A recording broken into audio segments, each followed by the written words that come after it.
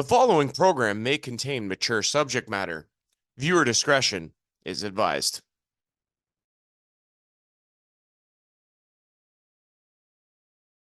To those of you tuning into this episode of the WOSHL podcast, thank you.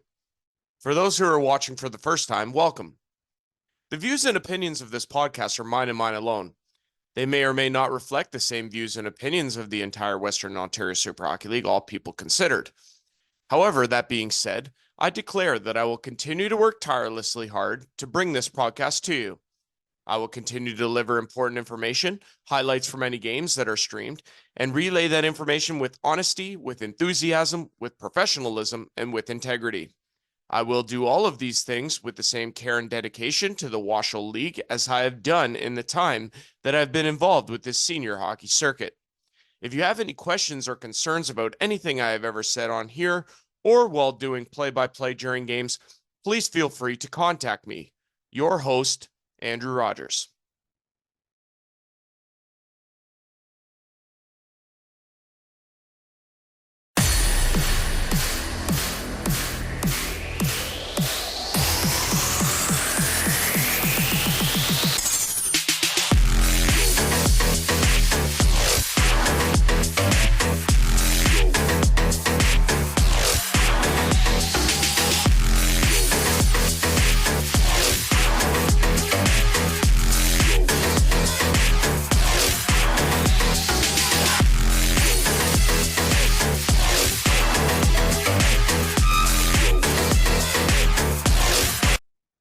All right. Hello, everyone. Andrew Rogers here, the host of the WOSHL podcast. This is another playoff edition of the WOSHL podcast presented by VMF Sportswear and Apparel. You'll notice that the episode drops on a later date. Sorry about that.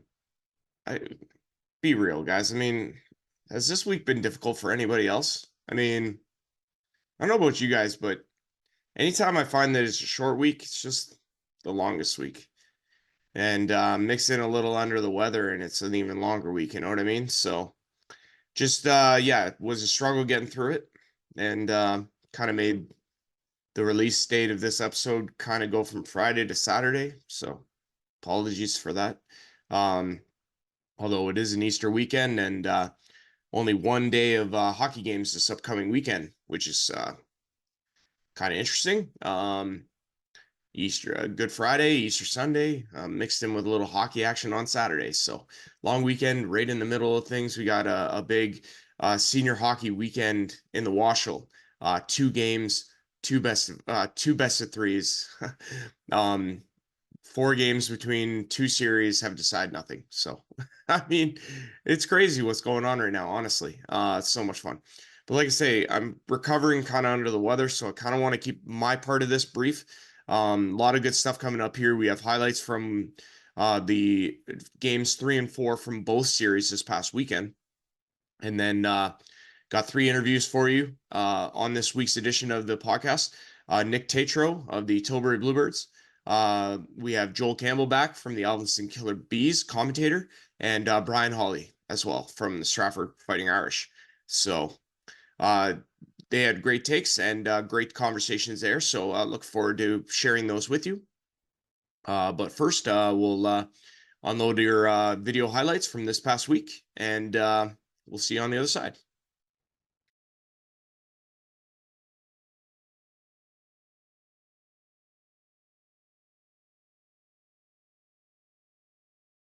After that lovely rendition of O Canada, we are set for hockey. Here in Stratford on a Saturday night, an absolute electric atmosphere. Starting goaltenders for the Stratford Fighting Irish, number 1, Darren Smith. Starting in goal for the Alvinson Killer Bees, number 35, Nolan DeConing. Brian Hawley, Andrew Rogers with you. Are you guys ready for hockey here in Stratford? Brian? First thing off is we noticed that little change in the matchups. Stratford head coach Jamie Petrie has been inclined to match up the Feezy Chandler Lemery line with his top line, whereas now you've got the top line against the second line. So it'd be interesting to see who Jamie Petrie has in mind to try and watch that number 1 line, which has been so much trouble for Stratford in the first 2 games. On the backhand, he'll leave it. O'Brien to the net. Cedric, oh, what a save by DeConing. He made a couple of beauties. He's back up now. Shot. Oh, great block by Sprovero. And the puck is out. Alvinston loving this Alvinston effort. The crowd is really into it already. Puck is ahead. Henderson plays it back. Now it's Buchholz who has to stop, and he fires it in on DeConing. Leach was in there deep, so he couldn't advance the puck any further. Sprovero across. Freifogel sends it in right on Smith, who catches that and drops it for Justin Murray. Murray ahead, and that's going to do it for the first. So, after 20 minutes of play, we have no score.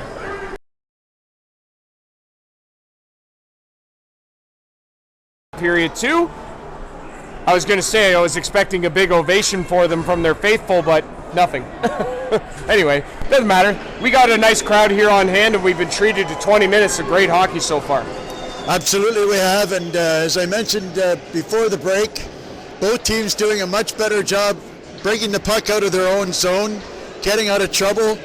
Stratford seems to have found a way to handle the 2-man deep forecheck on Alvinston, at least thus far anyways. So we also cleared up a little bit of a conundrum from the first period where the Stratford Irish were misinformed by the linesman. Alvinston's going to gain control. They give it away, though, at their line, and it's kept in by Stratford. This one's up the boards. Buchholz steps in front of Lammer, who takes it away, goes to the net hard, in behind the net now to Cooper Leach. Leach back to the line to O'Bonnezween, gives it away. 2-on-1 the other way for Alvinston. Stratford's trapped here. Shoots, save, rebound! It's in!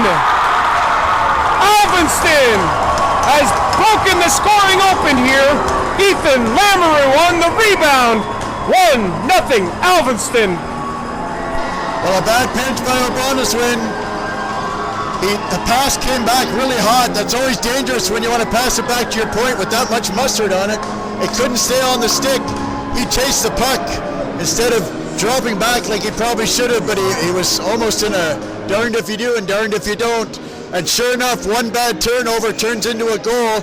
We keep warning everyone at home who hasn't seen this team play before that Alvinston is absolutely deadly on the transition, and they proved why there. That was more like a 4-on-1 than a 2-on-1. This one's into the Alvinston zone. Brody Smith after it. Backhand hit the side of the net. This one's back. Fuller shoots off a stick and cleared out nicely by Alvinston. The pace has really picked up these last couple of minutes. Sure has. Shot scores! Wow! That might have been out of midair. I think it was bouncing for sure, but McEwen scores. It's 2-0 Alvinston. And a bad turnover down in the other end again and again and again and again. It just keeps biting Stratford. They just can't seem to stop turning the puck over in bad spots.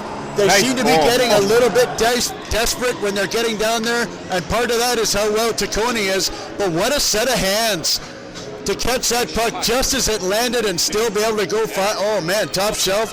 What an unbelievable play that was. Man, oh man, when it's bouncing like that, to be able to hit it that flush and throw it into the net that quickly, holy smokes. You said it, what a set of hands from James McEwen, who makes it a 2-0 game for Alvinston here on the road. Kruder shoots, save, rebound. Darren Smith couldn't grab that one as Thompson and Winchester come together there. Don't believe Winchester actually had the puck. No, because Colin Martin brought it up and then overskated it, came back, got hit, but there was another commotion there, and that was between Winchester and Petrie. And Petrie took an extra shot at him, so anyway, 4-on-4 hockey. Win! And Veazey off that one face-off almost put it in it by Darren Smith. There's a shot from the line, stop, rebound! Another pad save from Smith. It's still loose. It's in! Referee in perfect position, and that puck went in so slowly. They never even made the back of the net, that's no, for sure. But it went across the line 100%. And I was about to say, you could almost feel like Alvinston was about to take this game over. Wow. If they score the next goal, it could be big trouble for Stratford. That was one of the strangest goals, though, I've seen in a long time. That was a loose puck where guys were just fighting really hard to go at that loose puck. Those are the kind of goals you need to score in the playoffs. 17 to go here in the second, and it's looking like Alvinston will take a 3-0 lead to the break. It's up the board. It's going to be picked off. Look out! Feezy and Lamoureux. Feezy across. Lamoureux scores. Oh, wow! Turnover. In comes Brennan Feezy, and he puts a perfect pass on the tape of Lamoureux. Second of the game. 4-0 Alvinston. Wow. Unbelievable. But not unexpected. Another soft play along the wall results in a turnover. So with 7 seconds left in the second period, all Stratford was trying to do was get out of this period without getting scored on to give themselves a chance in the third. It's getting what they deserve, and Alvinston is full measure for everything they've done. Unbelievable. This has been, something else. Whoa! And now, Warren Gorman taking a run at Robert McLean, went low on him as the period ended, and that's not smart hockey. Yeah, well, McLean is going to be, now that it's 4-0, you wonder if they're going to try and, quote unquote, get theirs on McLean from earlier. So, anyway, like I said, Stratford needs to just get their butts off the ice and have a long look in the mirror as to whether they're going to continue to play like they are. And, otherwise, they've got about 3 games left in this season because Alvinston just chased them right. They ran them right out of the rink in that period. They were so much the better team that, you just wonder what's going on inside the heads of Stratford players right now.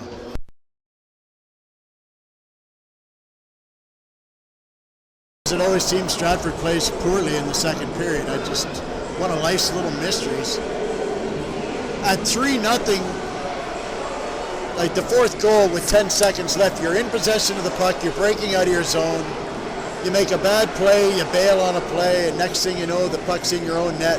That was an absolute backbreaker. If there was any hope for Stratford, I would have thought it would have been getting out of that period at 3-0 and then coming out and scoring early. Keeping in mind they came back from 3-1 fairly quickly in game 1.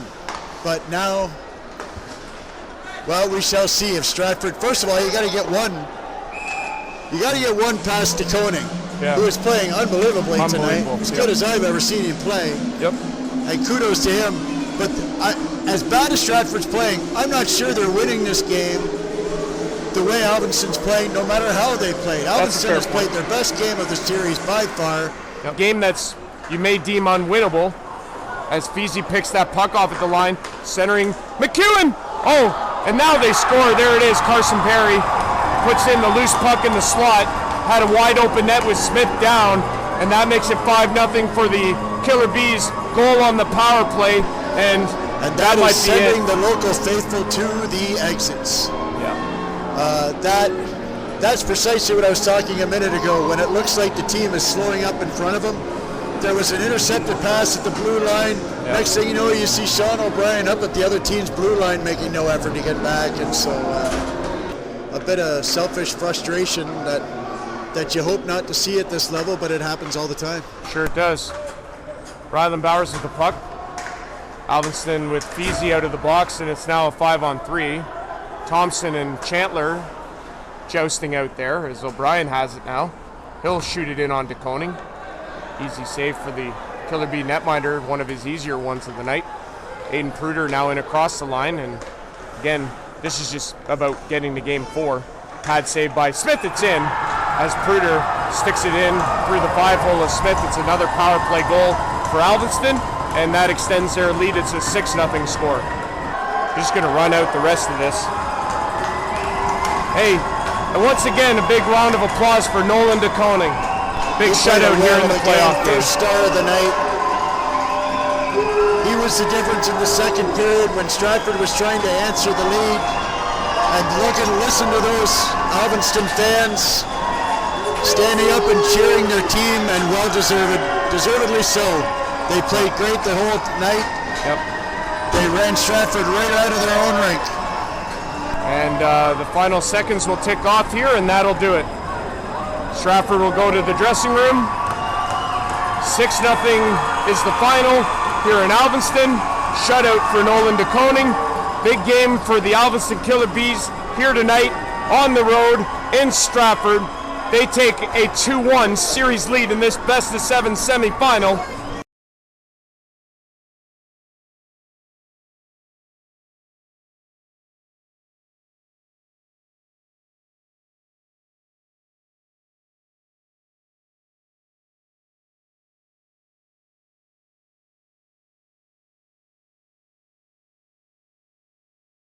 Nolan DeKoning starts for Alvinston, Zach Weir for Stratford, and we are underway here in Alvinston at the BAICC complex. Andrew Rogers alongside Joel Campbell for the play-by-play and color commentary here tonight. Graham Brulot's going to start with his puck in the corner. He gives the puck away, though, and it's Caden Faulkner. He loses. Talk about a couple of really good killer bees out there on the shorthanded with McEwen and Pruder. And through the middle is Henderson splitting the defense, but he couldn't get a good shot on DeKoning. I thought Killer Bees defensively were really responsible last night as well. They got in the way of a lot of shots, and they cleared a lot of the garbage out of the middle of the net. That one hitting Ray Robbins on the way through. It's off to the side of the boards for Stokes. He leaves for Henderson. Henderson shoots. Saved by DeKoning. Good one. With a paddle of his stick. You could hear it from here. Henderson now at the line. Robbins was drilled into the boards. He's back up now. Murray with the puck in the middle. Henderson has it. He's going down low. Centering, scores! Graham Brulot. What a pass by Matt Henderson, and picking out number 10 on the far side. Left unattended, and he beats a helpless DeKoning to give the Irish a 1-0 lead. It's a power play goal here in Game 4. Thinking Stokes is going to get off, but, you know, props to Freifogel for preventing that from happening. And now for 17 seconds, it looks like the Killer Bees are going to have a 5-on-3. Yep. So let's see how fast they move this puck. Well, see, and the other thing to point out, Joel, here is that if they do score in the 5-on-3 section, they're still on the power play for 5-on-4. But with 17 seconds left, the margin for error, like the margin of time, is very limited. Sprovero across, scores! And there it is. Wow, what a shot from Brendan Feasey. It only took 6 seconds. There were 17 seconds on the clock, 11 now. That's all it took. And who else? Wow. Brendan Feasey. What a shot. He's not top of the table for no reason. It was a beautiful shot. And the Killer Bees going to continue with a 5-on-4 power play for another minute 54. This one's going to be played around to Justin Murray, who plays it up to Brody Smith. It's out of his reach. MacArthur sends it back in. And now Murray has it. He's going to bring it ahead and across the line. We'll deal with any sort of technical issues at the intermission. Audio, camera, or otherwise. Maybe we'll even exchange personnel, you know. Maybe they might say, hey, we appreciate your efforts, but no. That's one of the beauties of having friends on chat or... Shot scores! My goodness! Do you see that? Absolutely, what it was super in the quick. Alvinston zone, and it's Dylan Buckholtz, the beneficiary there. He stuffs it past an unsuspecting DeKoning through the 5-hole, and Stratford responds to the Feasey power play goal, and they take the lead right back. Man, this game is fun. Yeah, that puck was loose. It was wide open there for him. 4-on-4 ace favored the Bees last night. We'll see if they can do something here. Okay. So Freifogel was the extra one. So two penalties aside, 4-on-4. There we go. Okay, and then end of the period. Joel, 20 minutes in the books. Irish lead 2-1. Man, we had a little bit of everything in that period, didn't we? A little bit of everything in that period, like, you know, good goaltending a lot of the time both ways, scoring opportunities both ways, power plays both ways.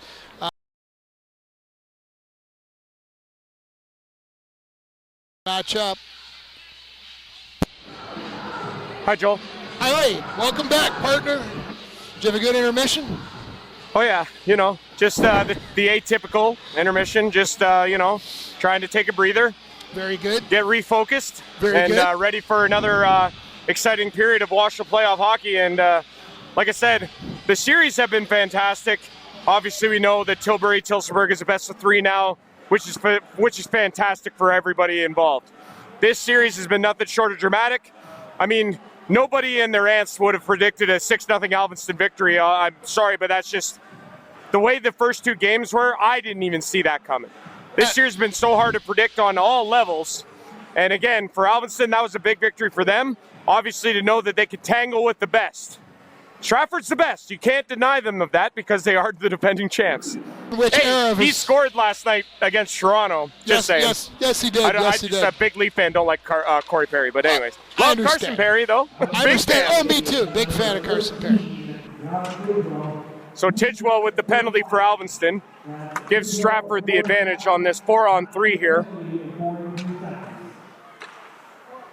Shot scores! Cooper Leach pops the water bottle on the 4-on-3, which we typically don't see.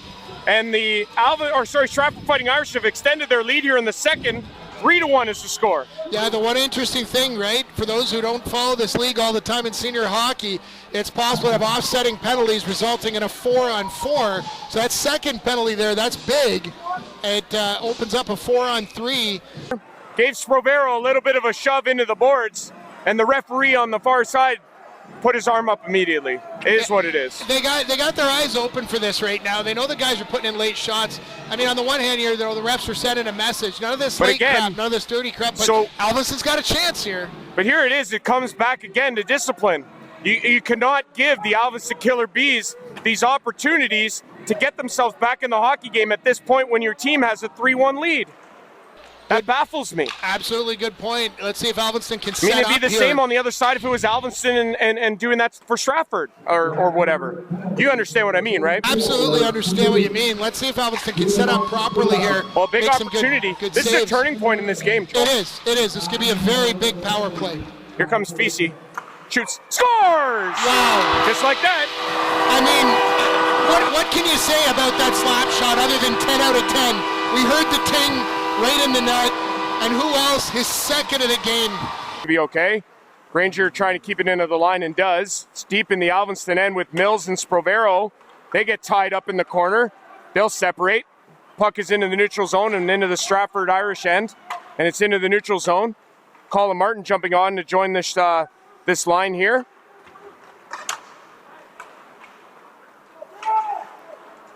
Sprovero at the center line will put it in, and Weir sticks that aside. Whoa, almost a giveaway. Fisi! It's still loose, they score! There is a giveaway, and Fisi has goal number 3. I suspect we're going to see some hats here, and there they are. It's not a power play marker, but 3 goals for Brennan Fisi tonight. And that's the 3rd goal for Fisi. No, the hat-trick goal for Brennan Fisi, and the hats are going to start to come on the ice as the fans realize that. They're giving him a hit. He's slow to get up. But now it's out, and here comes Stokes. Okay, so he has 4 seconds. Oh, my goodness, that would have beat the buzzer. My goodness, Graham Brulot had a tap in, and it would have beat the buzzer. I was paying attention. Yeah, from here it looked to be another puck that got up on edge. Can you imagine we have that again, If we had it again, I mean, we've had dramatics just about every game we've called together here. So basically, another puck that gets up on edge. Right before that, we had a play where one of the Killer Bees was taken out of the play, could not get loose, could have been a hold, no call. The referees, it appears, got off their whistles the last 2 to 3 minutes of the period. Wow.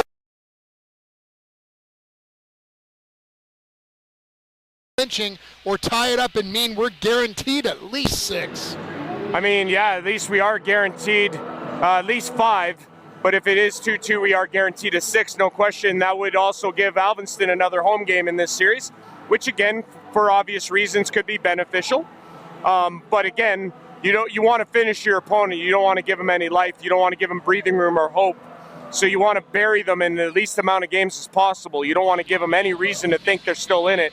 Especially as the team with the lead in the series. Absolutely. Extra games are not your friend in a playoff series unless you're down, then they're your friend, but getting it over with as quick as possible. But that interesting feature, home ice advantage, has not been that to this point. Right. 20 minutes here to see if any of that changes. What happens? It worked Alvinson's way last night. They capitalized on a 4-on-4 chance. I don't think we've had a 4-on-4 goal yet today. We've had a 4-on-3 on a power play, but open ice creates chances, and there's that delicate balance of defense and offense. Yeah. So, yeah, offsetting penalties there, 4-on-4 here, with Dawson Winchester and Sean O'Brien going to the box, and a lot of ice out there for these two teams. Interesting to see what they create and what they do, how they play Buckles this. Gets kicks out of the faceoff, and Cooper Leach in to take it. Leach wins it, but it's McEwen that gets it. Alvinston's going to bring it out of the zone now. Freifogel, what a pass to McEwen in. Shoots, save. Big save by Zach Weir. Real big save. McEwen there able to get a shot on net, but not put it in. VC's stop, rebound. And they're calling it a goal. I think the stick was below the bar. They're going to argue. That was under the bar. Yep. It's under the bar. Yeah, and so Andrew agrees. Not a high From what I stick. saw, it was Stratford, and a trip in behind the net by Mills goes undetected. Mills now with the puck, plays it across. So Bonasween shoots just wide. Good chance there for them. Now here's Alveston the other way with a 2-on-1. Fizzy and McEwen scores! Oh boy! Oh, that was absolutely What a beautiful. Brennan Fizzy doing it all What a tonight. pass. Now sets up James McEwen for the And you know gorgeous goal. How many people in the building expected Fizzy to shoot? You gotta wonder, but you know, he's a team perfect player. pass. It's a perfect pass, and I mean, McEwen, third in league scoring the regular season, makes no mistake. Big plays down there. Stratford pressuring.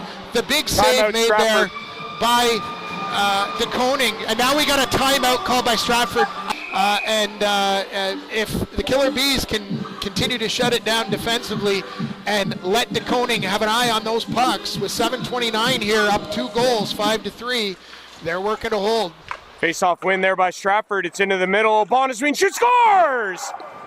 It's tipped home in front by Cameron Stokes. And with 7:23 to go, it's a 1-goal game. Don't go anywhere, folks. Yeah, all the time in the world still left here, and like you said, there was a tip on that puck as well as traffic out in front. So with the tip and some traffic, more of a challenge to de Koning there. Let's see if Stratford takes a lesson from that and continues that kind of pressure. 1-goal game now, 7:23. So here's the other thing to take away here. Stratford has already used their timeout. They don't have one left, but they trail by 1 now. Murray's got it. Backhand down low to Leach. Centering is out of the reach of everyone. Henderson wires shot. Oh wow, that hit Huge Perry. shot back by Carson Perry. He's gonna have Huge, to but get he's off the hurt. ice. He's He hurt. is hurt. Henderson again. Scores! It's in. Do you believe it? This game is an instant classic. We are tied at 5s. 51.3 seconds away, and Carson Perry gets absolutely drilled with a puck, blocking that puck, can't get off, battles to stay in, did everything he could, and How you can had you not be emotional about hockey? you had de Koning do everything he could. Stratford did what they had to do. Oh, man. 51.3, and we are knotted at 5. Oh my God, Joel. I can't stand this, man. My heart's about to explode, dude. Well, I absolutely love the drama. I feel for the Alveston faithful right now. All that matters now is next goal. However long we play, we're headed to overtime for the 3rd time this series, the 2nd time in Alveston. Yeah. And next goal wins. And like I said, man, the people that win are the ones who are here in attendance in great numbers. And the people obviously watching and anyone who's invested in this league, they're getting a treat again tonight. No doubt. I mean, man, oh man. Joel, I just love this, man. Me too. Nerves all over this building. Every fan is going to feel it. The teams are going to feel it. I wouldn't even be shocked if the officials feel it in making those decisions on what whistles to blow every little bit here. But who's going to be the hero? Man, oh Who's man. it going to be? Is it someone we've already heard their name called out multiple times this series? Is it going to see BC with a 5 spot? Is he going to put the 5th one in overtime for the biggest one yet? I mean, is it going to be right? someone unsung? The fans getting their money's worth and more here. Big crowds in Alveston. I mean, these last 3 games, the final game where the Killer Bees defeated the Petrolia Squires to move on to this semifinal series, and then the 2 games here, games 1 and 4 against Stratford. Huge crowds, loud, raucous, emotional, and now both these teams out of the dressing room after that intermission break, both of them bound and determined to do the one thing they have to do for everybody except for Nolan de Koning and Zach Weir, that is to put the puck in the net, and for those 2 men to keep the puck out. From this angle, it looked like it was a good goal. Obviously, the call on the ice stood, and there was nothing we could do about it now, obviously. But again, for Stratford to come back in any which way, shape, or form from a 2-goal deficit like they did is no doubt impressive. So, again, we're treated for a heck of a finish here in Alveston. Yeah, each team has now come back from a 1-2 goal deficit. Alveston from 3-1 to make it 3-3, And then the bigger one yet, Stratford down 5-3 to make it 5-5. And here we are in OT. It's been so much fun, man. Oh, End of the line, Henderson shoots! Every shot, your breath is just, or held at that point, isn't it? tough shot right there through traffic again. Stratford really pressuring up the boards to the right side here, creating traffic there. They're going to have to watch their hot heads. Number 21 there, Stephen DeGroot, mix it up a little bit. If he pushes it any further, he's going to get a penalty. Well, that's what I mean, and like you can't take stupid penalties in overtime because it'll kill your team. Stratford's been stretching it thin through the third with that. They've gotten away with a bunch already. Don't want to take it any further here. Off the end boards, Henderson was looking for the deflect out in front of the net, but it failed to materialize. Be played to the line, kept in by Stokes. Stokes plays it in deep, and now it comes out, and he's got to regroup. Stratford doing a good job keeping the puck in the Killer Bees zone. Killer Bees need to respond in now kind it's back here. into the Stratford end. Murray's got it. Alvinston gets a change. Up the boards, it's picked off by McEwen. Tries to play it in deep, and now they're onside. Ryland Bowers to the middle, stopped by Weir, and he holds on to that. Wild Eyed here needs to set something up of their own here. Maybe get some traffic in front, get a shot off, and just send this place into a frenzy.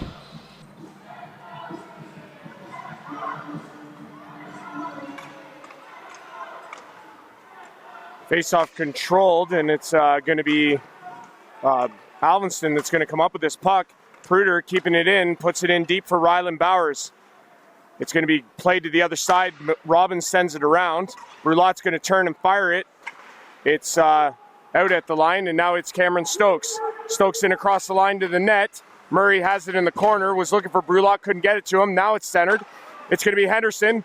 He moves in from the line, shoots, scores! Matt Henderson with a beautiful shot that beats the Koenig blocker side. This series is tied at 2. It's a best of 3.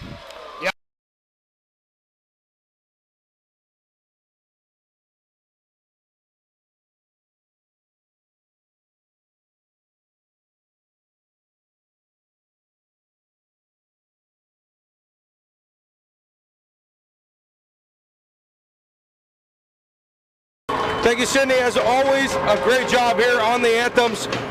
Well, JD, we got Tilbury fans brought a horn. We got Thunder fans with a horn. This is going to be a loud night. I have a good feeling. Decent crowd tonight. Not as big of a crowd as last Saturday, but again, they're still filing in. Still filing in, yep. Should be a great contest. Thunder starting in net tonight. Number 35, Matt Sagrot. Sags came into the third period in relief with Jesse Raymond in game 1. Since coming in relief, I believe he stopped 52 of 53 shots. He's been outstanding. And for the Tilbury Bluebirds, as always, number 31, Ryan Polidori. At center ice, we're ready to go. It's Butler and Roberts on the draw. Game 3. Here we go. Montgomery in his own end. McQueen puts it down low. It's going to find the stick of McIntyre, but it's turned over to, here comes Baker. Baker makes a move to the inside, but he falls down, and Abraham keeps it in. Down low. There's Baker. He's got McQueen in front, off the pad. Loose at the side of the net. Baker waits, falls. Good knockdown though by Forsland. That could have been a 2-on-1. Off the foot of McQueen. He was on his way to the bench, so he didn't see it. Baker's got to get back. Here's Butler. Might be a little mini 2-on-1. Drops it back to Van Teeling. He's bumped by Baker. Butler. Bluebirds are tired here. They've been on a long shift. Pops up behind his own net. Makes a tough move there. That was dangerous. Here's Baker. Look at him. Here he goes. Kyle Baker. Oh, good step up, though, by Denemy. And if Baker wasn't a big guy, he would have got run over there. I think Baker Two just Thunder shot him down. out of the corner of his eye at the last second and was able to brace for that hit. Up the wall. 1 second to go. Denemy gets knocked over. And that will end the first period of play here in Tillsonburg. After 1.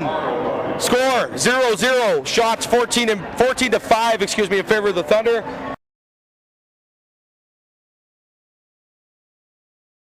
Dominated the pace of play. Bluebirds had a couple really good shifts in the Thunder end, but the goaltenders were the difference in the first period. Matt Sagrot stopping 5 of 5. Polidori, Mr. Ryan Polidori at the other end, stopping 14 of 14, including a couple big stops on the Thunder power play.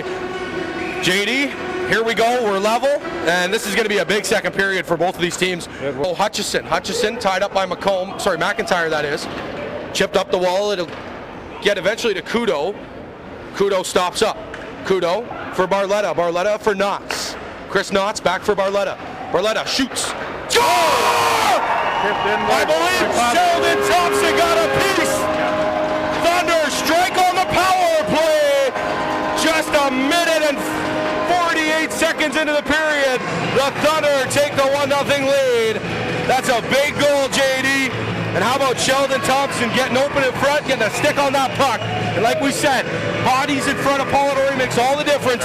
And we see it pay dividends here with a 1-0 lead. Yeah, good for our, yeah. And the Thunder, true to form, are keeping the pressure on. We got 10:41 to go here in the second period. Score is still just 1-0. 24 shots for the Thunder, 9 for Tilbury Bluebirds. Thunder are laying it on in the shot department, but Polidori has been rock solid. He got a little lucky there with his post, but score! Right on cue! Brayden Oban is first of the playoffs. Thunder take the 2-0 lead. What a shot, a seeing eye shot. Polidori didn't see it, and the Thunder jump up 2-0. He wasn't expecting it, and he had no idea where it was. That's 3 feet off the ice, and it's McIntyre knocked off his stick by Kudo. Kudo backhands up and out into center ice, and Denemy knocks it down in the circle. Denemy tries to make a move. Oh, and that was dangerous. Now he's going to walk in. Look out. Denemy gets the pass down low off the outside of the net. The Bluebirds thought it was in. Now Kudo's on a breakaway. Brandon Kudo in. Deeks. Score! Brandon Kudo! Coots, there it is! Tilsonburg takes the 3-0 lead. What a strange play, JD. one of those mental errors due to tired, fatigue on the part of the Bluebirds. They were celebrating a goal that never happened. It hit the outside of the net. Yep. And they were all cheering for themselves, and Kudo was all by himself, and he made them pay for it for sure. That they don't. Tilbury doesn't get a goal in there to end the second period. Here's Austin Forsythe. Rumbles around. Denemy stops up. Still has it. Forsythe back and score! Austin Forsythe! What a goal! His first WOSHL playoff goal. Austin Forsythe. Unbelievable. What a backhander, JD. I'm at a loss for words on that one. He had nothing, and he comes out 1-on-3. I got nothing. Buries it. That was just amazing. I just got finished saying we have to make sure that the Bluebirds don't score in the aisle here, and Forsythe's grandfather's got a big smile on his face after that one. He's a very proud man after that one. And Austin Forsythe, JD, well, we have a little bit of time here. He came over, he played, he was the Norwich Merchants captain last year.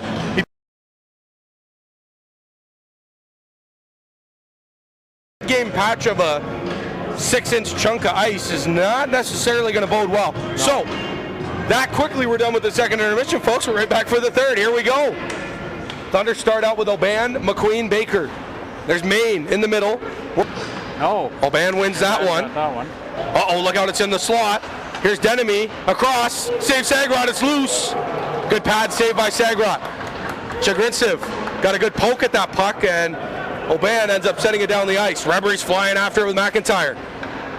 McIntyre, good strong pass though to hit Denemy. Here comes Denemy in stride. Dylan Denemy works in, sticked off his stick by Fitzmaurice, and he's got Reberry. Here comes Mike Reberry on the breakaway for Domino's 5 for 5. He scores! Mike Reberry, a short-handed breakaway goal. Guess what, Tilsonburg? Free pizza tonight on the house. On the backhand of his stick, Denemy walks in, shot pass, and it went off the skate of Chagrintsiv. Here's Winkworth. Winkworth for McIntyre. McIntyre walks in across Denemy, fires. They score. Dylan Denemy with a slap shot. No mistake made on that one, and for the first time in 5 periods and 5 minutes, the Bluebirds finally beat Matt Sagrot. And there's nothing Sags can do. That's like Ovechkin. He gets in that spot, he's going to bury that. Sagrot, it is eventually up the wall, though, to Barletta. 13:20 to play. Oh, the official got laid out that time. Bedard took him out. It was obviously unintentional.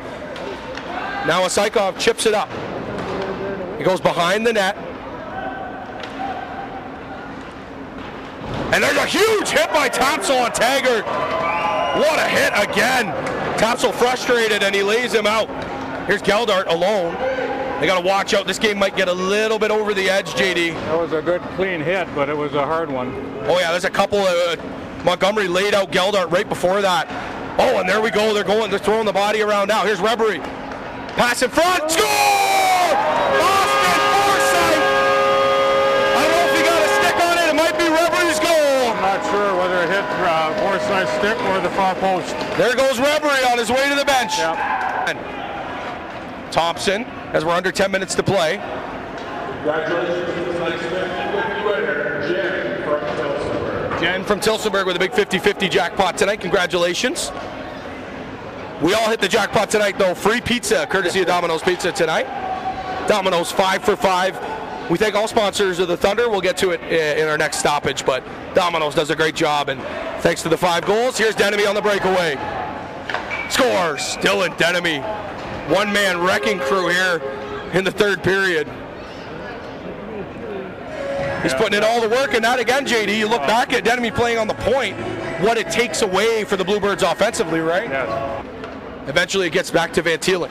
Van Teeling fires wide of everyone, back to Montgomery. He tees it up.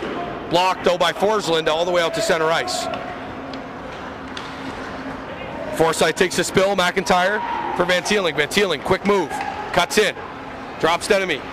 In the middle, fired shot. Chagrincev high and wide. And that one's just chipped off the side of the net. Sagarot's going to hold it. Gets set up, back to Knotts. Knotts, down low Fitzmaurice. Mitch Fitzmaurice gets around a man, gets it back to Knotts. Knotts is just going to play it around the kick plate. There's Roberts. Roberts slows it down, doesn't quite stop it. In the middle of the band, fires, blocked, and that one's going to sting. Here's Fitzmaurice, spin, score! Mitchell Fitzmaurice!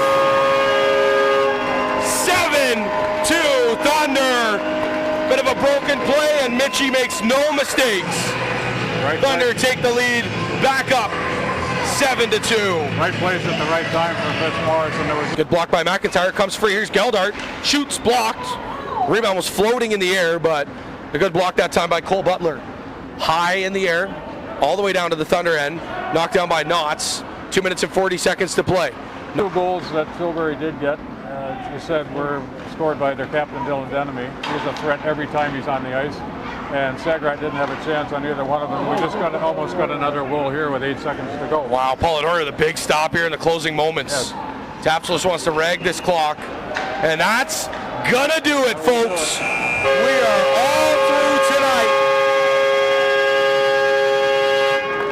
Final score, your Tilsonburg Thunder 7, the visiting Tilbury Bluebirds 2. Shots on goal for the Thunder, 42.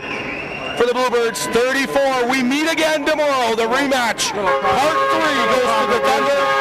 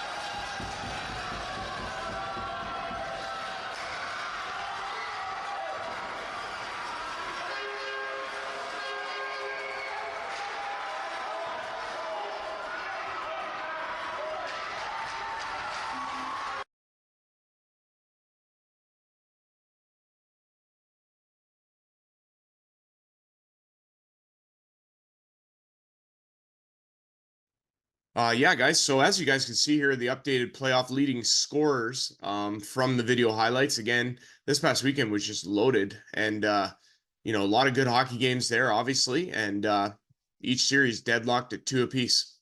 So for your leading scorers, Brendan Vesey now has the lead in points with 22, 12 goals, 10 assists in 8 games. James McEwen, 8 and 12 for 20.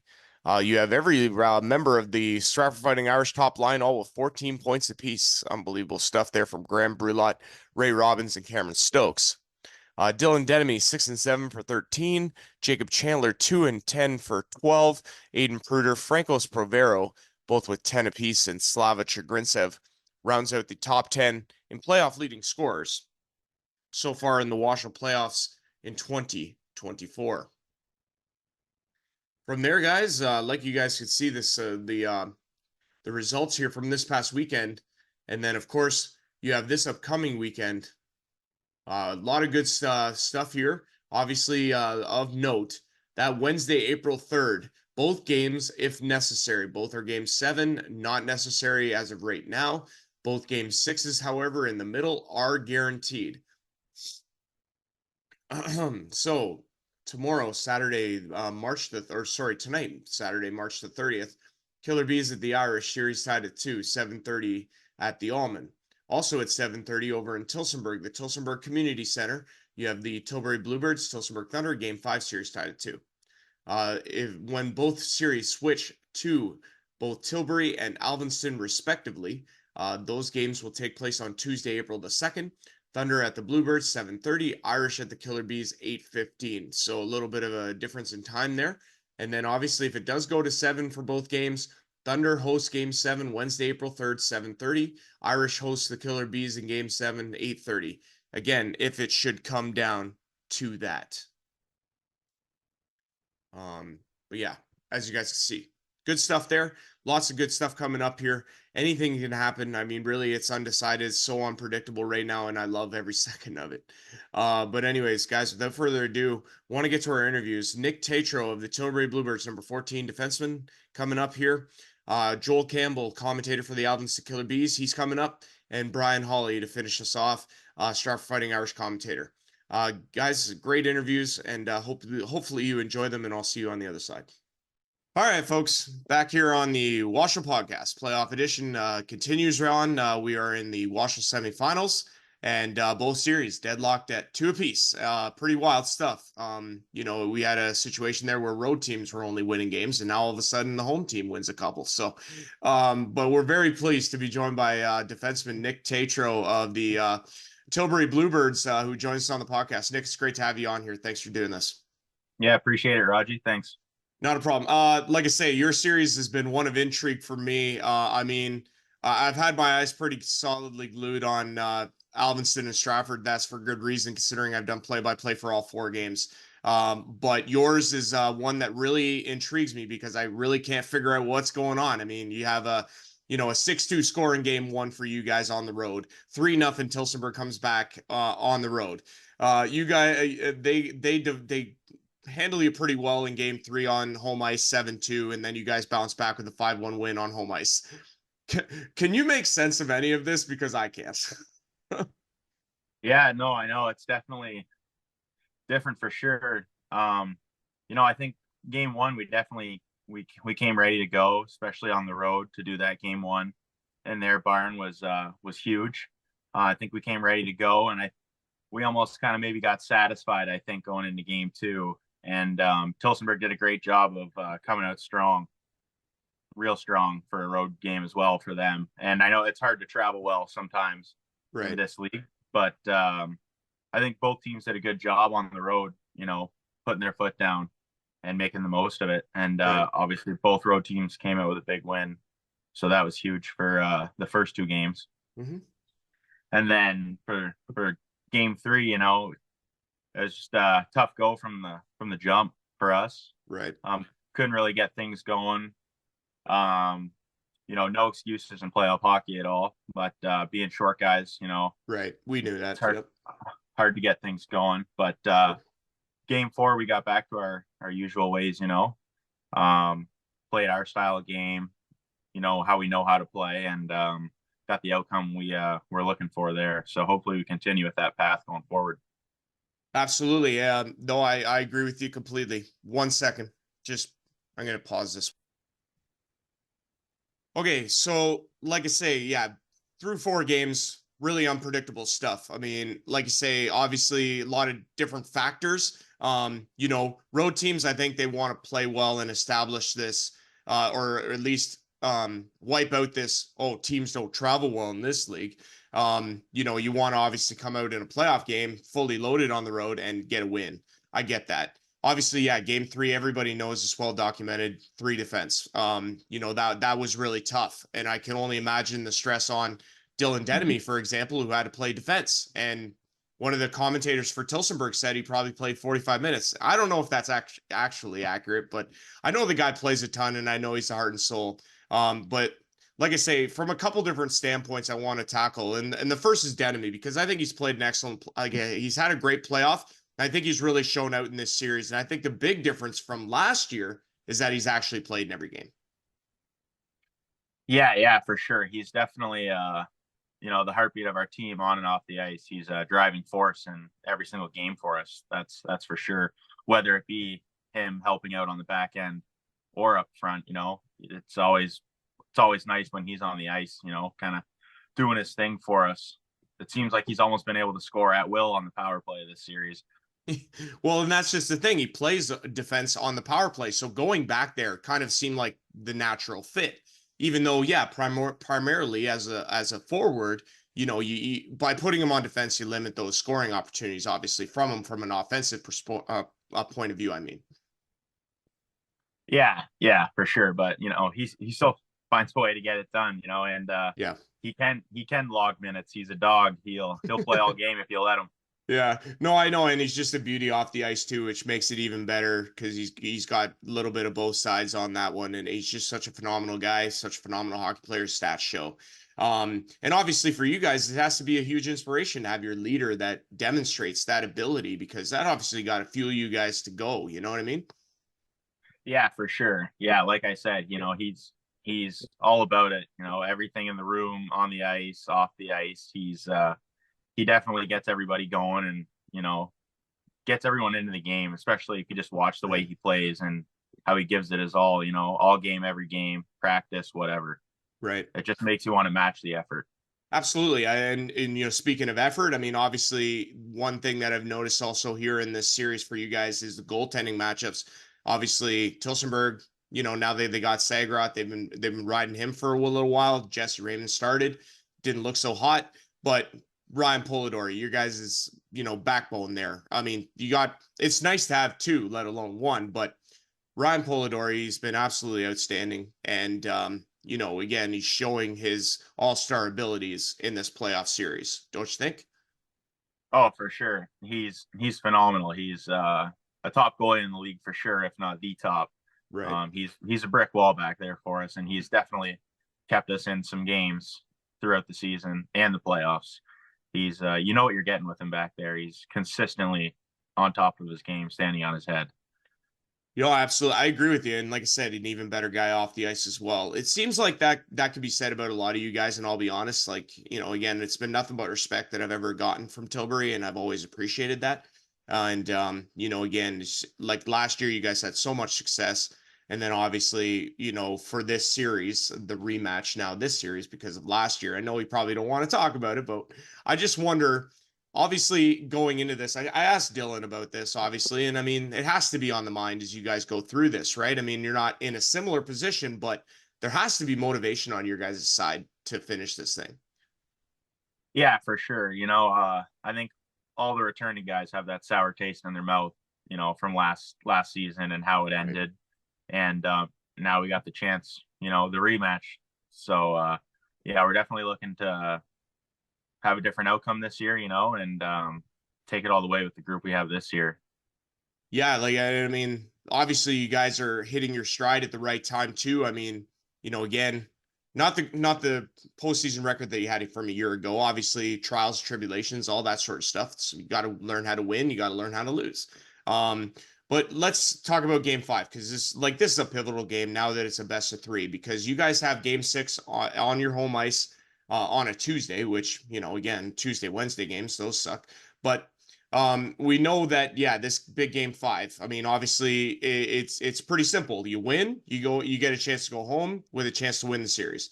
You lose, and your back's up against the wall going back into your home ice. I mean, how big is this game? And I mean, what's the general feel amongst your teammates? This game's huge. It's the biggest game of the year. The jump in this series is huge at this point, especially with weekday games coming up. But like our approach is, you play it like it's a back against the wall game. You show up, you play our style of game. Work boots hockey. You just get in there, win the battles, and we're not gonna come in and take it easy. We're gonna do our thing. It's the biggest game of the year, right? So we have every intention of playing the hockey we know how to play. Got to show up, man. You got to show up to continue and give yourselves the best chance to win the series and move on to that final. Nick, last question I want to ask you. Has this season been fun for you? Like, have you enjoyed this year? I mean, how would you say it compares to last year? I know obviously the ending wasn't the best, but like year after year, obviously, what keeps you coming back? Yeah, I've had tons of fun. I think every guy could say the same thing. We got a fantastic group of guys on and off the ice. The camaraderie is just unbelievable. It's always better when you're playing with, it feels like brothers out there, right? Right. The friendship's great. But it's so fun. Like last year we had a great group too, but just only improvements, right? There's nowhere to go but up after last year in the finish. But like I said, we're gonna try to get a different result here, and hopefully that happens here in the next few days. But it keeps me coming back. It's also nice when you're playing for your hometown, right? That's true. That's a huge plus. But all the guys in the room keep me coming back. It's so much fun going to work with those guys on the weekends and practice on the weekdays. There's there's something about it.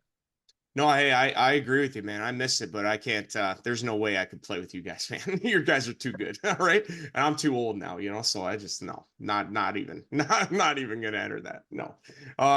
Yeah, but anyway, game 5, Tilsonburg-Tilbury at the Tilsonburg Community Center. This upcoming Easter Saturday, 7:30 start. Nick, best of luck to you, pal. Honestly, I want to see good things. Obviously, this semifinal has been nothing short of entertaining all across the board, so I expect the same. We've been talking with Nick Tatro, defenseman number 14 of the Tilbury Bluebirds, and thanks, Nick, for coming on and doing this. We really appreciate it. Yeah, thanks for having me, Raji.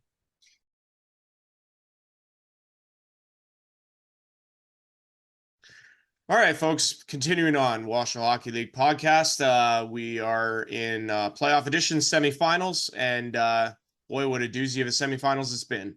One series that's knotted at 2s, 3 of 4 going overtime, and that's the one we're going to speak with our guest about. The other is about unpredictable as ever. Tilsonburg-Tilbury tied at 2 as well. Both games 5s coming up this Saturday, 7:30 start times.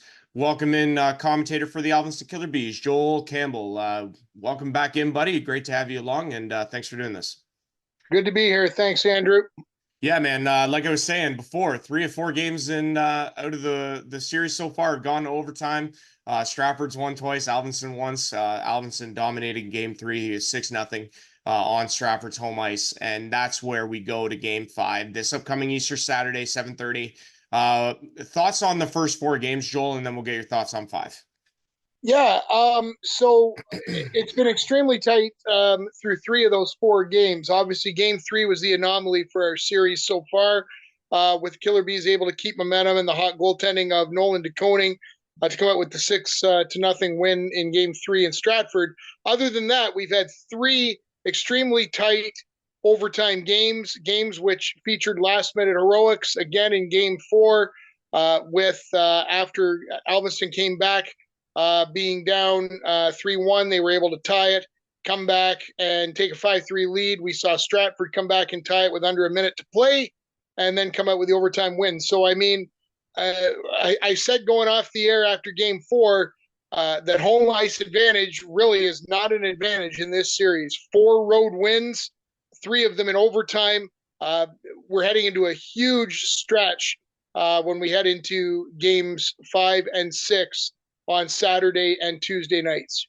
Well, that was the perfect lead in there, Joel. It's like you've done this before. So Saturday, I mean, obviously a huge game, Easter weekend, 7:30 at the Allman for game 5. You have Tuesday, game 6 is guaranteed in Alvinston. 8:15 is the start time there, and then obviously if it goes to 7, it would go the next night at the Allman at 8:30 for game 7 in Stratford. I can't stress this enough. Game 5 is so huge. Absolutely, without a doubt. Both teams have had to deal with this road situation, going to each other's buildings and trying to come out with big wins. And so far, they're 4 for 4. 2 wins for Stratford on the road in Alvinston, 2 wins for Alvinston on the road in Stratford. So Alvinston obviously is looking to keep that going and to bounce back. Learning a hard lesson yet again, trying to preserve a 2-goal lead with under 5 minutes to go and not able to do it, and Stratford to come back in overtime. Now Alvinston facing the reality of having to go back into Stratford's building, a building in which, I'm trying to put it politely, but let's be honest. I think we talked pregame the other day where Stratford was embarrassed in game 3 at home. Yeah. And we know Stratford's going to be looking to come back in front of their home crowd. So the task doubly daunting for Alvinston, that they're going on the road and with a team looking for redemption in front of their home crowd. That being said, coming back for game 6, Alvinston will also be looking for redemption in front of their home crowd. Right. 2 games, both to overtime, not able to send their home crowd home happy. So there's a lot that these 2 teams are fighting for on this weekend, along with their playoff lives. It's pretty wild, honestly. Like, I mean, again, I said to you in the broadcast, expect the unexpected. If I didn't say it to you, I said it to Brian Hawley. I know it. But like I said, it to me, yeah. But it's just honestly, it's been so much fun from a viewership angle to watch what's been happening, because again, it's like if you look away for just a second, you miss so much. And it's just, I don't know. I feel like if I was a viewer, if I was sitting at home watching, I'd be glued to what was going on because I'd want to absolutely know what was about to happen next. Yeah, I would tend to agree with you. As a matter of fact, if I'm a viewer at home who's been sitting home for any of these games, 1, 2, 3, 4, I'd be seriously asking myself, is it time to hop in my car or hop on a shuttle and get on the road and get to those games?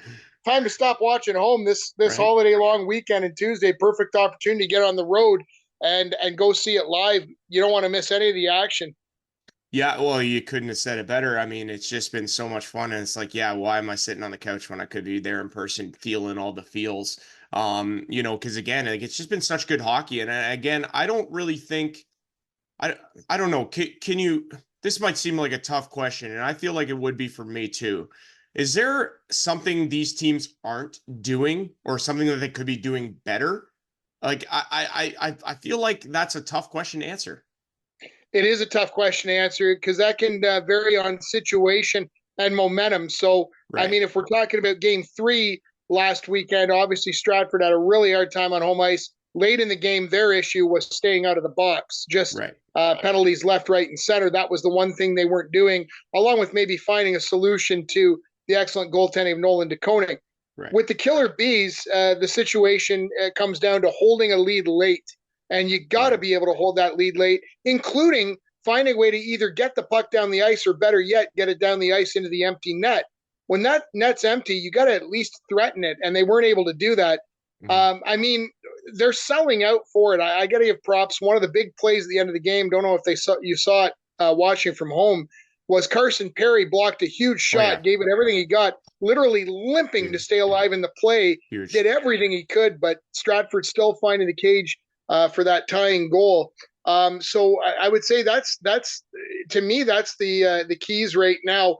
Other than the obvious things of going ahead, staying ahead, playing tough hockey, Stratford's got to stay out of the box, and Alvinston's got to hold a lead, especially late. No, I agree with both of those keys, no question about it. Let's I want to make this more Alvinston centric. The question, Brendan Thiesse. My God, the guy has been unreal. I mean, for Stratford, how do you stop this guy? Clearly, they have no solution. Guy goes off for 4-1, McEwen 1-4. Okay, so the question that I want to ask you then, will the Bees downfall if they should happen to lose this series? Not saying that's going to happen, but if they should lose, is that they didn't get more scoring besides Brennan Fisi. I mean, we see this happen with teams, right? Obviously, Fisi, a huge player right now, as you mentioned, the hat trick plus the helper on McEwen's goal. Great play out of him.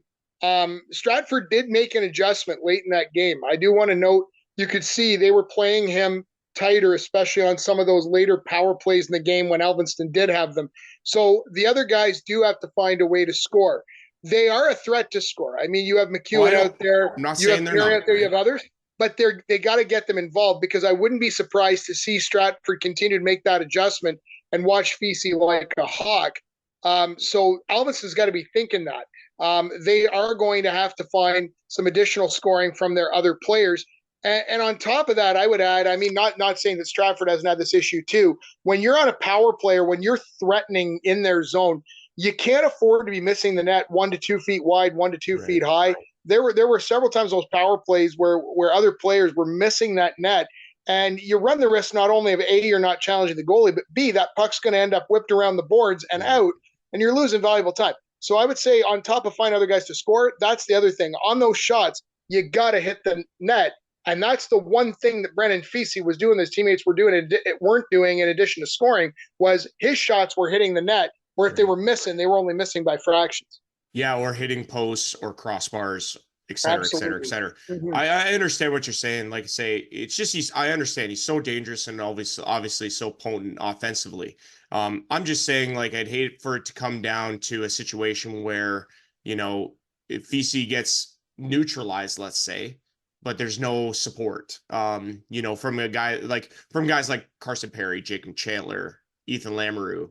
I mean, obviously we've seen some scoring from them, but it's just like Fisi can't do it all. And that puts a lot on a guy. Not to say he couldn't handle it, but I think, I think it's been pretty even keel, though, from the top guns on Stratford and the top guns on Alvinston, except for game 3. Yeah, and actually, well, I'm glad that's perfect transition for me there too, Andrew, because game 3, we saw more of that. We saw things more spread around. 2 by Lamoureux, 1 by Perry on the penalty shot. More guys involved on the score sheet. Right. You got to wonder if Alvinson was talking about that in their practices this week, in whatever arrangements they were working on for even strength, penalty kill, power play. One thing I'll say about Alvinston that I thought they've been doing well too is when they get the number of players down on the ice, when we get those 4-on-4 situations or those power plays, Alvinston's been looking quite good. 4-on-4 hockey favors them, so you got to wonder if they've been working on that too. But you got to spread that puck around. I would agree. At that, and maybe I would add, I think they need to put some more traffic in front of the goaltender as well. There were multiple occasions that night where both teams during Game 4 were giving the goaltenders too good a look at that puck. I think we got to get more traffic in front and get someone in front to clean up the garbage. That's another way you get them in. So that way, if Fisi or whoever it be, whether it be Bailey, Freifogel, or James McEwen, someone putting that first shot on net to clean up that junk and not give the goaltender a chance to react to that rebound. And again, another perfect transition into my next question. So you talk about goaltending. Obviously, that's where I want to go next. Again, Mateo Lalama starts game 1. Stratford wins in overtime. We haven't seen him in the series since. Not to say that it's his fault, but I mean, DeConing took the net in game 2 and, pitched a shutout in game 3. Didn't look terrible in game 4, even though they lose in overtime. It's a perfect shot from Matt Henderson that beats him. Probably would have beat any goalie in this league, that shot. Yeah. But again, the question is that Stratford, they've gone back and forth. They've literally alternated from game 1, Darren Smith, Zach Weir, Darren Smith, Zach Weir. And it's been pretty remarkable in terms of why they would do that, number one. But the thing that I wonder is, I guess, how big is goaltending going to rear a factor here the rest of the way? Because, I mean, I think it's DeConing's net to lose on the Alvinston side. I don't think there's any issue there necessarily. I mean, if Lalama has to come in, I think he's okay. And they're fine. But I mean, the real question mark is Stratford, who they're going to put in net and how that's going to go. Yeah, I think both goaltenders, they played very good games. I mean, the scores sometimes fool you. When you hear something like 6-5 in overtime, that sounds like, oh, the goalie's had a rough night. No, the goals that were scored were pretty darn Really hard to good. stop. Yeah. They made a number of big saves. I know De Koning was huge with the pad saves. A lot of saves as well by Weir. Hot glove there. I think one variable, obviously, that changes in games 5 and 6 is that for the first time in the series, we do not have back-to-back games on back-to-back nights.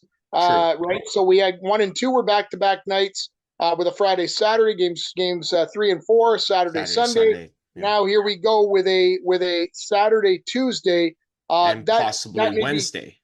be and potentially Wednesday. So again, goaltender management Yeah. becomes really interesting here, deciding what you're going to do for both teams. And I don't pretend to step inside the head coach's head how they're going to play this, but I got to think if that favors any two goalies in the matchup, I would think De Koning and Weir are probably the favorites to come out in games 5 and 6 in the upcoming days. I mean, it's really hard to it is really hard to say, isn't it, to predict that It is. because obviously if Stratford continues on their way to go with the goalie carousel, that would mean that Darren Smith starts game 5.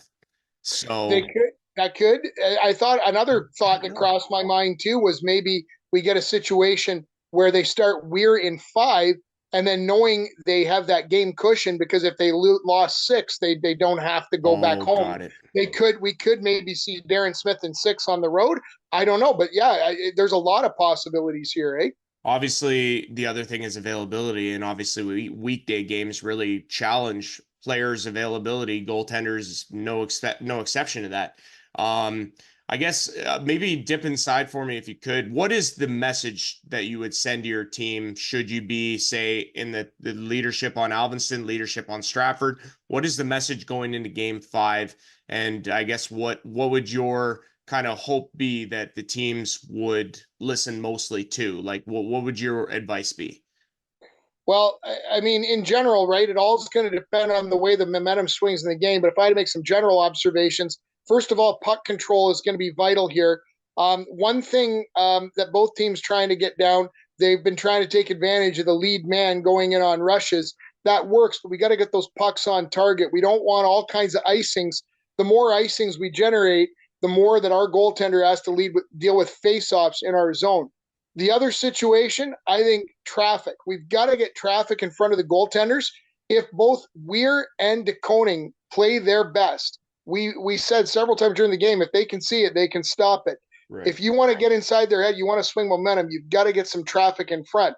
The other thing, I don't care what this sounds like. I'm going to honestly say it to both teams. Why are you shooting glove on goalies of this magnitude? Why are you shooting glove? Right. Early in the game with the puck bouncing the way it has, I've seen in both games the puck's been bouncing. Test them down low, test them fast. That paid off for both teams in game 4. We saw goals scored that way. We've got to do that. But the other thing is protecting the lead, finding that balance between puck control and good defensive play and keeping your foot on the gas versus getting overly aggressive. If you're pushing one of the defensemen up, particularly in a situation where you're tied or you're up, you're just giving up the chance for an odd man rush back. It's got to be smart hockey. And then last but not least, I know there's a lot of things we could say here. You got to stay out of the box. To be quite honest with you, I talked about the fact that there could have been more penalties called in the third period, especially in game 4. They're getting away with some stuff right now, and you can't count on that every night with every officiating grouping. True. You got to make smart plays. Tough hockey and hard hockey are different from dirty hockey and chippy hockey. There's a time and a place for everything. Some head games are good. It's lots of fun. But at the same time, you don't want to be the guy putting your team down into 5-on-4s, 5-on-3s, 4-on-3s, whatever it is. Right. Or quite frankly, if you're Stratford, right now, Alvinston looks to have the edge in 4-on-4 situations. True, and like I say, you don't want to give anybody any sort of breathing room or opportunity to breathe if you have your foot down or whatever. If you have the pressure, don't give up. Don't let them have any sort of comeback hope or momentum swing. The interesting thing that I find is that, yeah, within the first few minutes of the game or first 10, let's say, it's very vital to figure out, okay, what are the refs calling? What can I get away with? What can I not?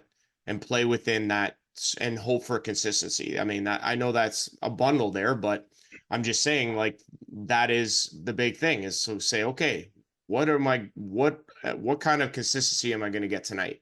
And Well, what, and I think you know, I would say, I don't know how much we're supposed to talk to the officials in this podcast, but if I could send a message to the officials, what I would ask is, please be consistent from the first period to the third period. Yeah. You can't call some chintzy, questionable things early on, and then when blatant, flagrant things are happening on the ice, regardless of the score, regardless of momentum, regardless of which team's ahead or fighting back, you can't put that whistle away. right. You got to call a fair game down the stretch. If a team earns overt penalties, they earn overt penalties, and that other team gets that power play. I really hope we see the highest caliber quality of officiating possible in games 5, 6, and if it happens 7.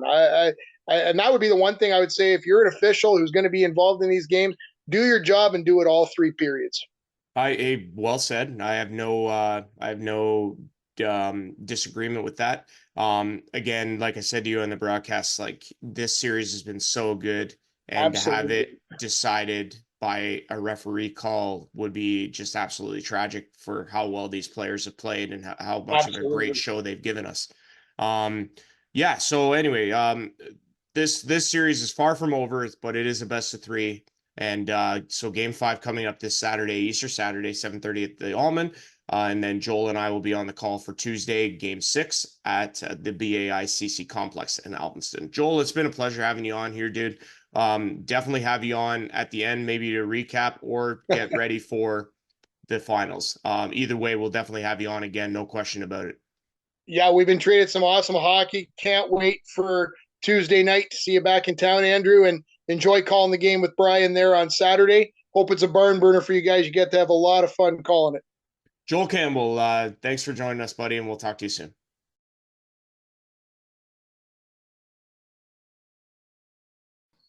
All right, folks, back here on the WOSHL podcast, playoff edition, semifinals, which are absolutely bonkers. To 4 games in, nothing's decided on both sides of the coin. Tilbury-Tilsonburg 2-2 after 4, and Alvinston-Stratford 2-2 after 4 as well, with 3 of them going to overtime. One an Alvinston blowout on the road. The road teams won all 4 games, and it's been absolutely crazy to watch in person on Sporfy. In the stands, you name it. It's been all fun, and we welcome in Brian Hawley, commentator for the Stratford Fighting Irish, to the podcast once again. Brian, great to see you, pal. Thanks for having me, Raji. Always a pleasure. And you know what? Like I say, at the end of the day, this series has had a little bit of everything. I mean, a blowout game too amongst the 3 that have gone to overtime. Your thoughts on the first 4, if you can make any sense of what's going on? Well, yeah. That you put me on the spot there, and only that's what because, I do. You run out of superlatives when you talk about this series. This has been so much fun to follow. Regardless of what side you're cheering for, it's been a frustrating series for both fan bases. It's been a frustrating series for both teams. Both teams have shown incredible level of play.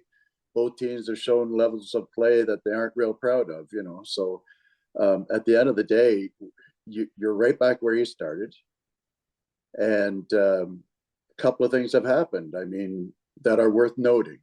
Alvinston has stood up and told the rest of the league, we're ready to play with the big boys. Right. And, some would argue that they could, with 3 overtime games, this series could be over. Right. It could be 3-1 Stratford. You know what I mean? When you go into overtime that often, it's just really hard to, your destiny is convoluted at best. Right. So it's been such a high level of hockey. I'm just happy for the league. I said at the start of the playoffs, I was really happy about Alvinston being competitive and being so much better, and look forward to, they took out Petrolia, and they could easily be up 3-1 or even have won this series with a couple of overtime goals. So I guess when you look at it in a nutshell, it strikes me that the first team that can win at home is probably going to win this series. That sets up perfectly the next question for you, because obviously it goes without saying, game 5 is massive. For both teams. Oh, 100%. And either way, you can't lose game 5. Right. It makes it a real tall order, especially with these 2 teams and the way they can score goals in bunches. They can just literally go off on you. as a fan of the league, I'd love to see a 7-game series. I'd love to see Game 7 back in Stratford on Wednesday. Fill up the barn and let's have a party, you know. So I mean, it's a heck of a tall order, though. I mean, 3 and 5 essentially, right? I mean, you got, what is it, Saturday, Tuesday, Wednesday. I mean, Saturday, Tuesday, Wednesday. oh, So, a lot of hockey there. yeah, there is. You know, especially for guys that aren't used to playing during the week, playing on consecutive nights during And the then week. with the You know, overtime specials, you know. that's they played junior. They've done that before, but Right. that not in a while. Some of these guys Right. haven't played back to back during the week in a very long time. So Right. it's one of those things where you just grab your favorite coin, flip it up in the air, and let me know after the series over how it turned out, whether you're right or wrong. Because I'm just going to sit back and enjoy the rest of the series because it's been so fun to watch. Well, and that again, another lead into my next question here is the enjoyment factor, because really, I mean, the excitement and the anticipation just continues to build from game to game to game. The crowds have been absolutely electric in both barns. I mean, you can't help but get emotional about just being able to feel the electricity in the buildings before the game even starts. Oh, 1,000+ people, you know, jamming into a rink. And it looks like so many more people in Alvinston for the size of the rink, and Stratford with the way that they advertise the one end of the rink and push, you know, fans down toward that everything down there is packed and it's loud. Yeah. And those crazy Alvinston fans, something like 100 or 200 of them, It's wild. loud. They were as loud as the other 800 as Stratford people on Saturday, that's for sure. And I expect more of the same. I mean, I show up, you know, like you do, well before the game starts so we can get ready to produce the game. And those Alvinston fans are already there. There's dozens of them already there, like an hour, 45 minutes before the game. They aren't just there to show up. They're there to make some noise, and they've been nuts. It's been a lot, like I say, that they add so much to the series. It's really cool. Yeah, and like you said, I mean, it's just, you know, again, they feed off the energy. The players obviously love that. You know, big plus there to be able to play in front of energetic fans and passionate ones at that. In terms of, like I say, how the series has gone, you know, the game 3 aside, I mean, it's been so tight and so tightly contested amongst these players.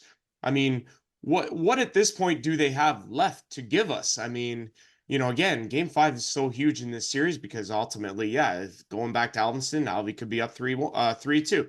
Stratford going up, being up 3-2 going back to Alvinston. I mean, again, that's a tall task in and itself. But again, a home team hasn't won in this series either. A lot of pressure. I mean, it's really crazy. Like, I guess what has stood out from you in the first 4 games, like, is there anything that you've taken away that said like, oh man, you know, that's something that either needs to change or they need to continue? Yeah, I'll start with Stratford because, you know, there's some obvious stuff where they're in the penalty box a lot on penalties that are sometimes somewhat egregious and 160 feet from their net. You know, there's penalties and there's penalties in the playoffs with the game so intense and the pressure and those tight games. Sometimes you grab on or you cross check or whatever, and that's one of those high intensity heat of the moment penalties, and sometimes they knock off a scoring chance, necessary evil, if you will. Right. But the ones that don't improve your lot, the ones that don't save a goal, the ones that don't avoid a scoring chance, the ones that could have easily been avoided, they're the tough ones to kill off. They take a lot more energy, and I know that sounds strange, but they just seem to take a lot more energy to kill off than you know, the aforementioned penalties I was talking about. So right. There seems to be, like, Stratford has a reputation. They led the league in penalty minutes. They have a certain identity to that hockey club, and that isn't just going to go away because playoffs show up. It's a different kind of intensity, and you hope you channel it right. And you can think of 3 or 4 players on Stratford. I won't, you know, we know name anybody in public, but you know, you can see that where some guys, they play on the edge. Sometimes they go over the edge, and that puts their team behind the 8 ball. But at the end of the day, that aggression is a big part of what Stratford is and what Stratford does. And to take that away and just go run and gun isn't really what they do. So, True. you know, you have to take the good with the bad sometimes, but they really need to make sure that these are penalties that are smart, not ones that you want to really put yourself behind the 8 ball on unnecessary stuff. No, I From get it. an Alvinson standpoint, they just need to start closing games out. I mean, twice they came back and scored the last second goal in game 1, but since then Stratford has scored in the last minute. How many times? Twice now. And so they just, the one game that they won was in overtime, and the other game that they won was a blowout. So when they get into the third period, they were up 5-3 in game 4. They were up 3-1 in game 2. Game 1. Wrong. Yep. They were up 2 goals.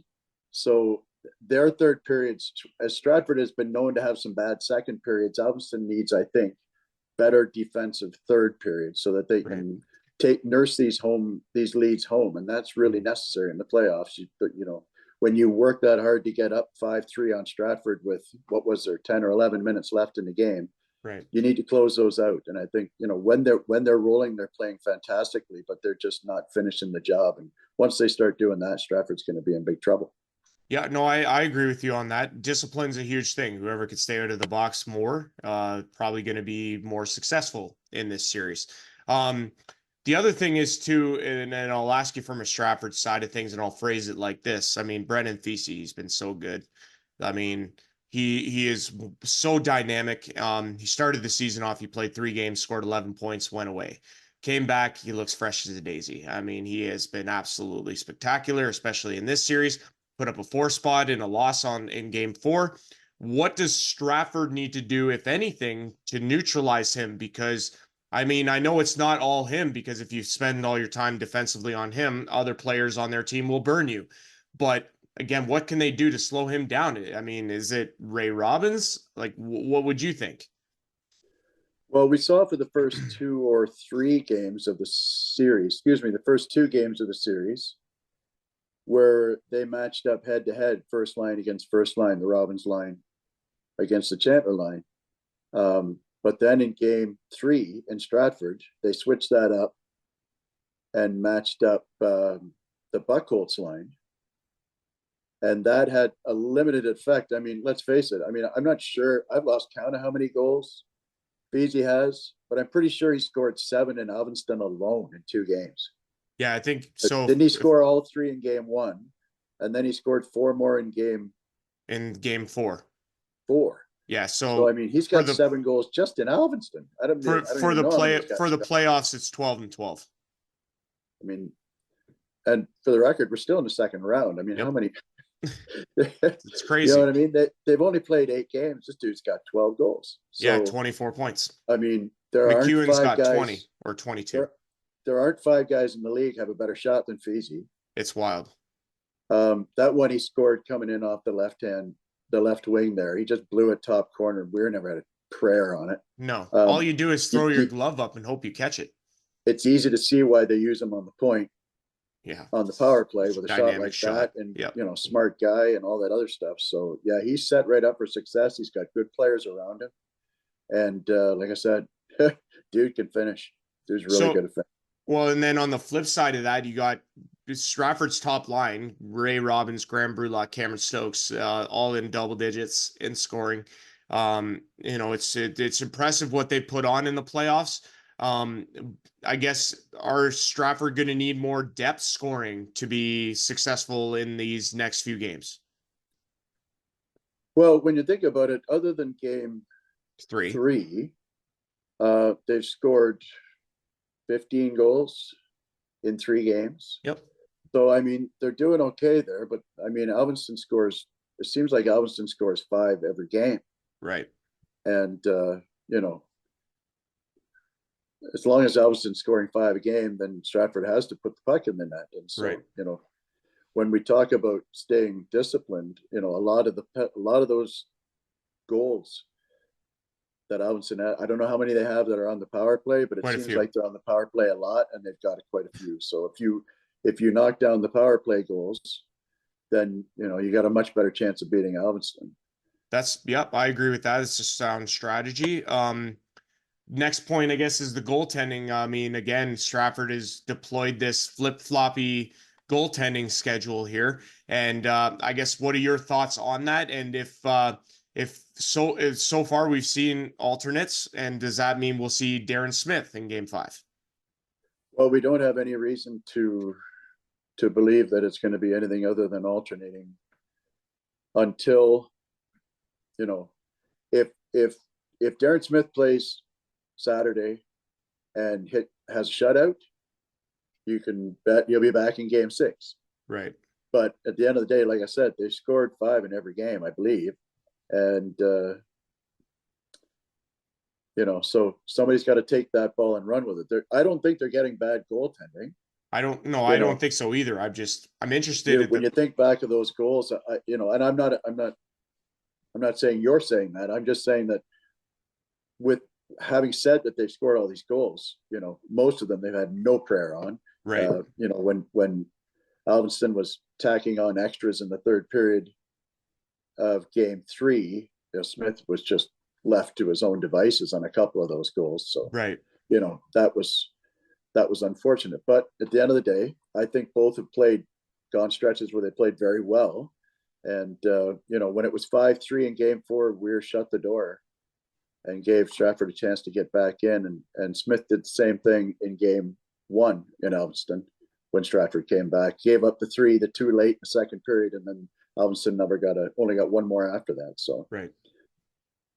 No, I mean, I agree with you. I find a lot of layers of this series so fascinating, and that makes it so difficult to predict. And I love the fact that it leaves you on the edge of your seat, not knowing what's going to happen next, and just, letting the players on the ice decide. See, that's the biggest thing for me, is that at the end of the day, I don't want to see this series decided by stripes.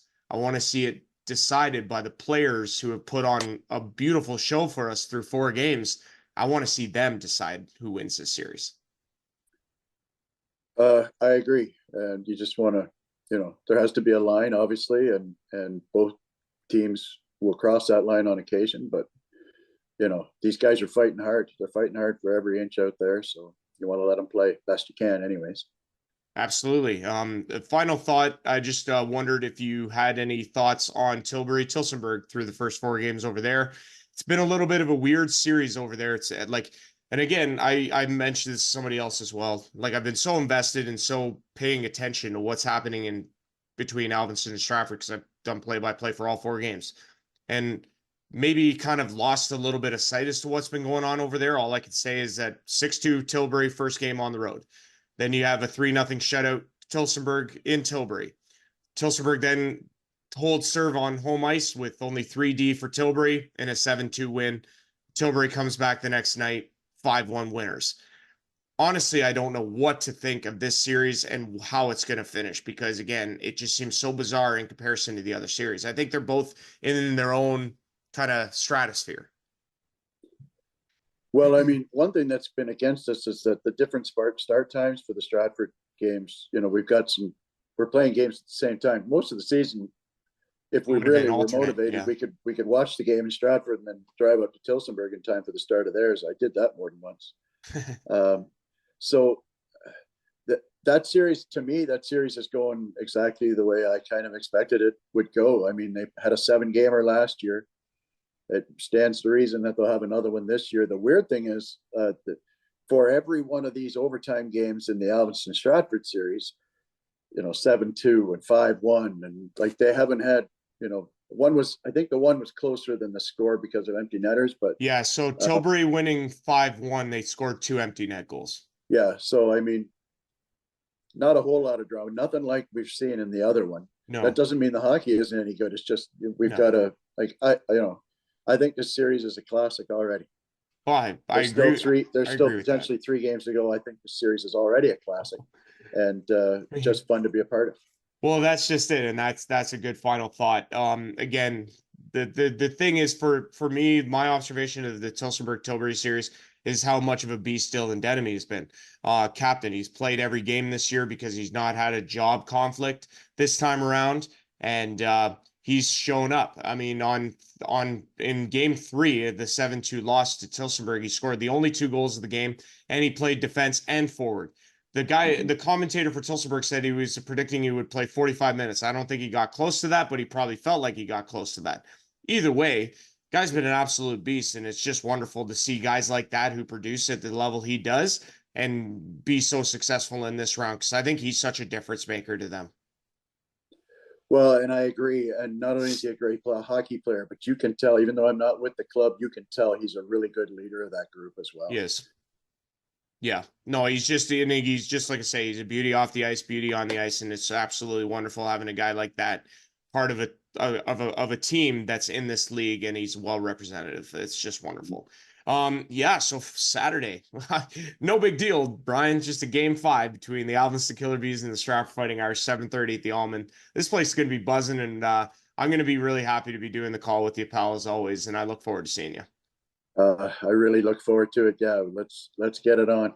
Thanks, man. I appreciate it. All right, we've been talking with Brian Hawley, commentator for Stratford Fighting Irish. Thanks, Brian. See you later. Okay, take care.